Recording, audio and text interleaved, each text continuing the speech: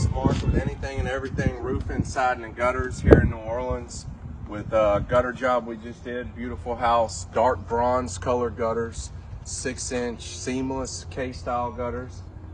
Today I wanted to talk to you a little bit about downspouts. How many do I need and where do I put them? That's the question I wanted to answer today. So to answer the question of how many downspouts do I need and where am I going to put them, I'm just going to go through our estimate process here at Anything and Everything Roofing. So the first thing I'm going to do is I'm going to order an Eagle View report. Cost me about $15. Going to give me an exact schematic of the house. Measurements are very precise. And then I'm going to, in a roundabout way, mark where our downspouts are before I even come to the property. It's just a rough estimate. A good rule of thumb is a downspout every 30 feet, okay? But to tune that in a little bit, we're going to take into account how big is the roof.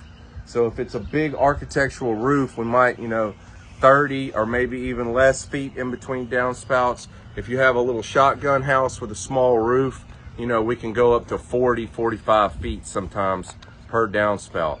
The next thing that we're going to take into account is aesthetics. We want it to look good. We typically do not put downspouts in the front of a home. We at least try and get them across the side. Then the next factor that we're going to talk about is drainage. So if there's any drainage issues, water pooling up under the house, around the house, not draining good, we're going to deal with that, take that into account. And then the last thing we take into account is the landscaping right here. We don't want a bunch of water rushing into the landscaping and damaging your plants and flowers. That's how we do it. We're going to come on site after we do this and do our general estimate, and we'll walk around with you guys and exactly map out where we're going to put the downspouts. So another situation here when we're talking about the landscaping and drainage kind of put together is subsurface drain systems, catch basins and whatnot.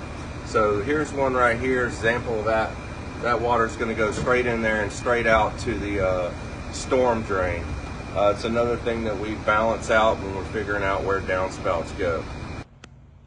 All right, so another thing that we do is we make splash guards, usually where a valley in the roof comes down. So water's rushing down and it'll spill over right here. So we're gonna cut that out of the same gutter material, same color, and make a splash guard right here so the water's not overflowing everywhere. So I hope I answered your questions today. Give us a call, Anything and Everything Roofing, Siding, and Gutters.